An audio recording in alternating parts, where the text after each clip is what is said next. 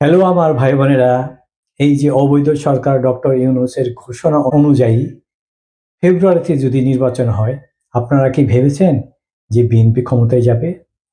আমার মনে হয় বিএনপির ক্ষমতা যাওয়ার আশা সুদূর মরীচিকাময় হয়ে যাচ্ছে দিনের পর দিন।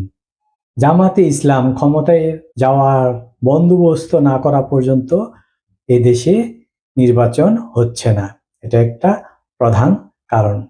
দ্বিতীয়ত, সরকারি বিভিন্ন পদে শিবির কর্মীদের নামমাত্র পরীক্ষা নিয়ে নিয়োগ দেওয়া হয়েছে। প্রশাসনগুলোতে শিবিরের ক্যাডাররা যাতে উচ্চ পর্যায়ে থাকে, তলে তলে কিন্তু এ কাজ চালানো হচ্ছে। অন্যদিকে বিএনপিকে মাঠ পর্যায়ের টেম্পো স্ট্যান্ড দখল করা থেকে শুরু করে চাঁদাবাজির সুযোগ করে দিয়ে বিএনপির প্রতি মানুষের একটা বিতশ্রদ্ধ ভাব, মানুষ যাতে বিএনপিকে ঘৃণা করে, মানুষ যাতে বিএনপিকে না চায়, এই জন্য সরকার একটা কৌশল নিয়েছে।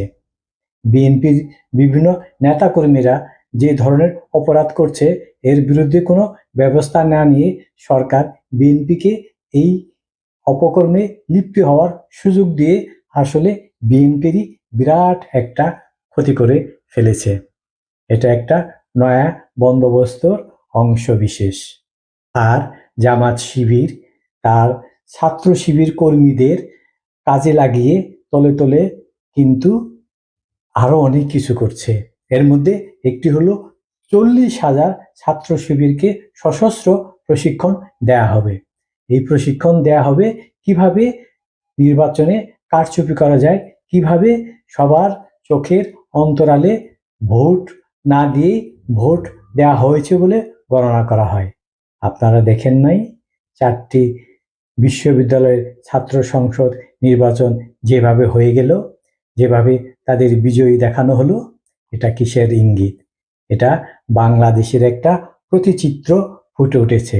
এই সরকারের একটা প্রতিচিত্র ফুটে উঠেছে আগামীতে কি ধরনের সরকার দেখতে চায় এই বর্তমান ইউনূস সরকার।